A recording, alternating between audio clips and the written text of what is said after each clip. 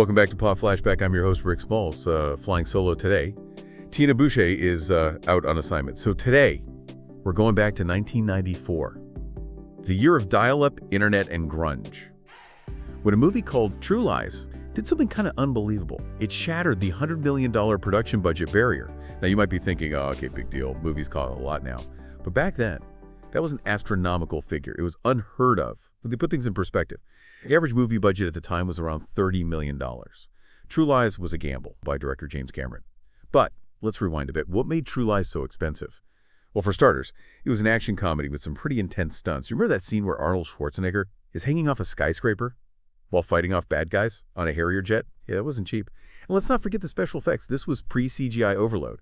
So a lot of the explosions and action sequences were done practically, meaning they used real explosives and stunt work.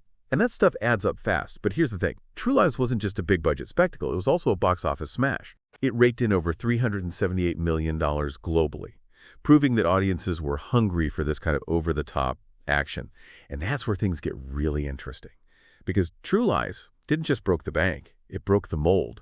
It ushered in a new era of mega-budget blockbusters, setting the stage for films like Jurassic Park, Titanic, and eventually the superhero epics we see today. So in a way, True Lies was a turning point in Hollywood history. It showed studios that if you spend big and do it great, you can win big.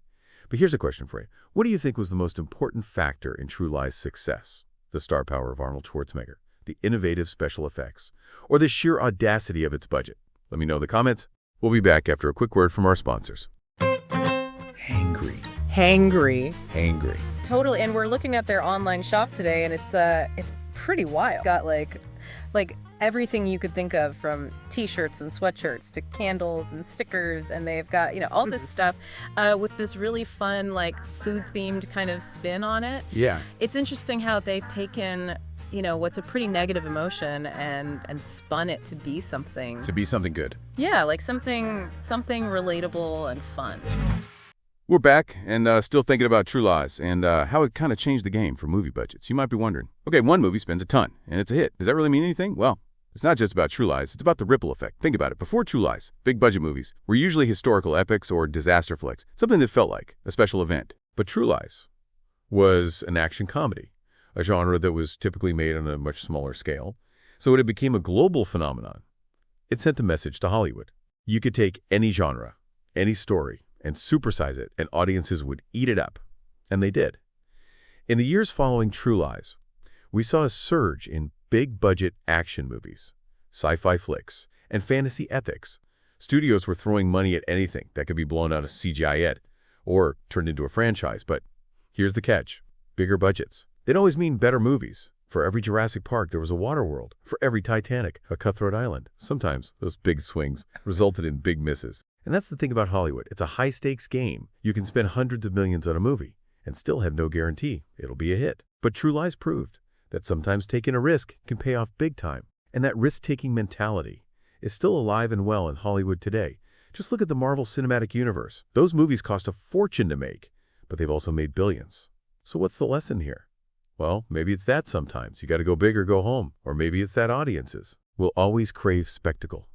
Something that takes them out of their everyday lives and transports them to another world. But I think there's something else at play here, something that True Lies tapped into, and that continues to resonate with audiences today. And that's the power of pure, unadulterated fun. Because let's face it, no matter how much money you throw at a movie, if it's not entertaining, if it doesn't make you laugh, gasp, or cheer, it's not going to connect with audiences. And True Lies, despite its massive budget, was ultimately a movie. That was just plain fun to watch. It had action, humor, romance, and Arnold Schwarzenegger riding a horse through a hotel lobby. What's not to love? So yeah, True Lies was a game changer. It raised the bar for movie budgets and saved the way for the blockbuster landscape we see today. But more importantly, they reminded us that sometimes the best movies are the ones that just let us escape for a couple of hours and have a good time. Now I'm curious, what are some of your favorite big-budget movies that delivered on the fun factor? Let me know in the comments. I'd love to hear your picks.